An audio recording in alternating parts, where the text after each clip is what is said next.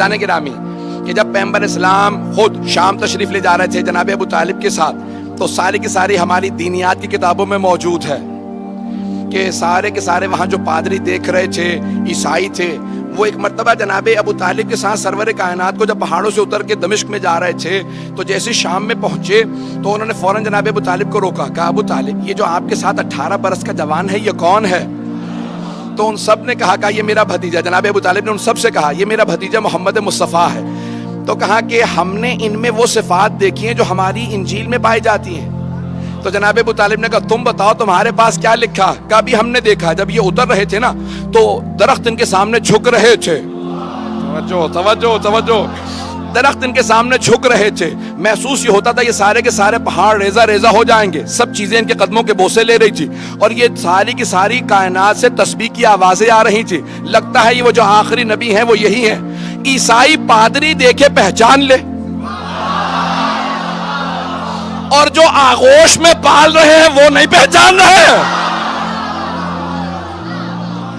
عزیزان گرامی وہ صفات تھی جناب سرور کائنات میں، یہاں تک کہ جب جناب فاطمہ بنت اسد مادر امیر المؤمنین مدینے آئیں تو صحابیات نے سوال کیا، جو بیویاں پیغمبر پہ ایمان لے کے آئی تھی، کہا ہے فاطمہ بنت اسد آپ نے سرور کائنات کو پالا ہے، کچھ بچپنے سے متعلق بتائیں گی؟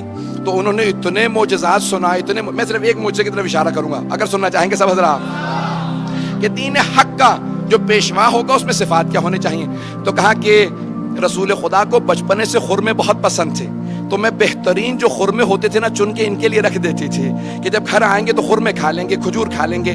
کہ ایک دن میری آنکھ لگ گئی، دوپہر کی گرمی تھی کیونکہ پیغمبر کو آنے میں دیر ہو گئی، تو جیسے ہی پیغمبر گھر آئے تو اچانک کچھ دیر بعد میری آنکھ کھلی، کہا رسول خدا کے آنے کا وقت ہو گیا، تو آپ نام لیتی تھی، کہا کہ بھی محمد کے آنے کا وقت ہو گیا۔ کہا میں اٹھی فوراً صحن میں گئی کہ میں خرمے جو پک جاتے تھے وہ گر جاتے تھے وہ جمع کر لوں اور دھو کے رکھ دوں۔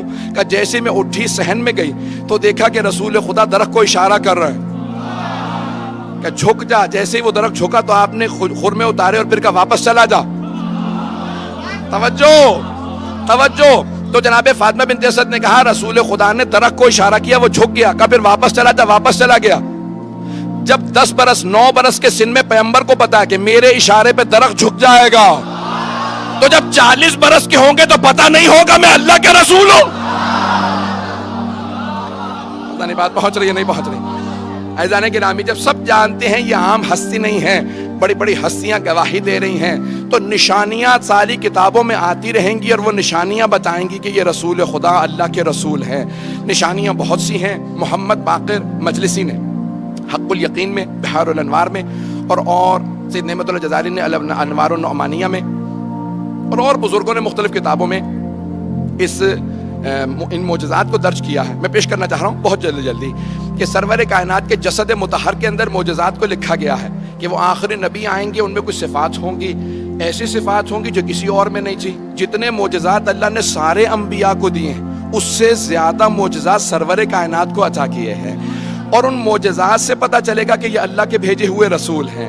وہ معجزات بتائیں گے تو اب 24 معجزات جسد مطہر میں ہیں، رسول اسلام کے جسم مبارک میں ہیں، جسد مطہر میں ہیں، رسول اسلام کے جسد مطہر کے اندر 24 معجزات علماء نے درج کیے ہیں۔ سننا چاہیں گے تو میں پڑھوں گا۔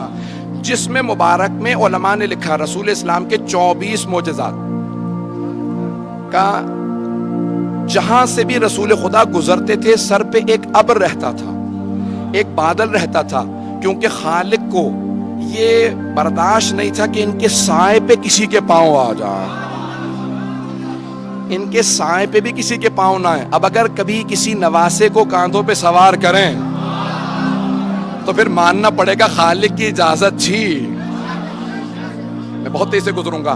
تو پیغمبر اسلام نے پیغمبر اسلام سے متعلق 24 معجزات علماء نے درج کیے ہیں۔ پہلا، سر پہ ہمیشہ ابر رہتا تھا، ایک بادل رہتا تھا۔ دوسرا، قد آور سے قد آور آدمی جب پیغمبر کے سامنے آتا تو رسول اسلام سر سے لے کے گردن تک اونچے نظر آتے تھے۔ کوئی بھی بلند قامت سے بلند قامت آدمی پیغمبر کے سامنے آتا تو سر سے لے کے گردن تک چھوٹا نظر آتا تھا۔ پیغمبر بہت زیادہ لمبے نہیں تھے لیکن وہ آدمی پھر بھی چھوٹا نظر آتا تھا۔